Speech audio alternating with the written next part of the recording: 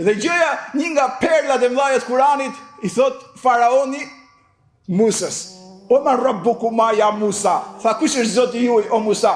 Qive, pejgamberet kanë qenë njerëzit që e kanë njohur më mirë Zotin e gjithësisë. Siç përgjigje precize. Tha, Rabbuna alladhi a'ta kull shay'in khalqahu thumma hada. Tha, Zoti jon o Firaun. Firauni e quhet Zot veten tokë. Tha, Zoti që na ka dërguar neve është që i dha çdo gjëje krijim dhe udhëzoi atë. Sot për shembull shkenca çdo ditë zbulon gjëra të reja dhe tregon qëllimin e saj. Ne kemi ditur atë. Se Zoti i gjithësisë nëpërmjet gojës Musait dhe shumë ajeteve tjera thot ai që i dha krijim çdo gjëje dhe udhëzoi atë, nuk e krijoi kot. Jam meditim thellë. Sot shkencëtarët zbulojnë yjet kanë qëllimin e vet. Forca gravitetit ka qëllimin e vet. Pemët na japin oksigjenin, kanë qëllimin e vet.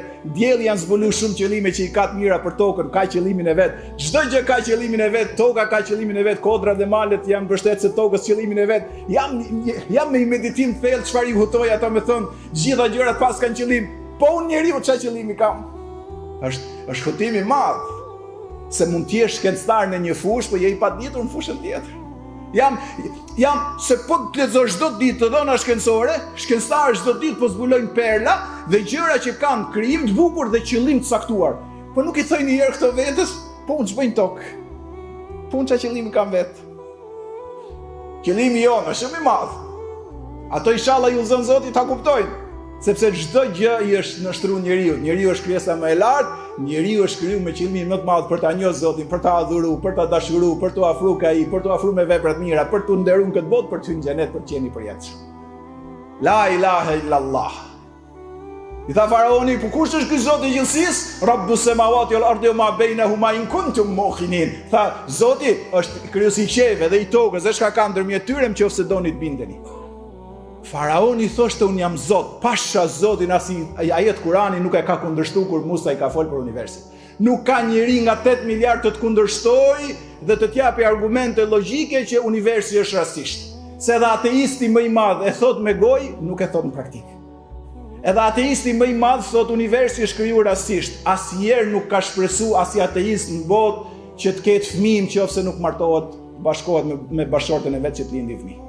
Ateisti më i madh thot ky univers është rastisht, po shkon në punë një muj rresht për ta marrë rrogën në fund muajit. Ateist me fjalë, kurse se bebçi i pafund kur vjen puna për interesat e veta, kur vjen puna ke Zoti, që ka universi rastisht nuk ka Zot. Kurse për ta marrë rrogën duhet punosh i muj, për të pas fëmijë duhet martohesh. Kurse universi që e ka rastisht, nuk ka dalë njeri i mençur dhe s'ka për dalë deri në kiamet që të thot diçka për sa i përket kësaj.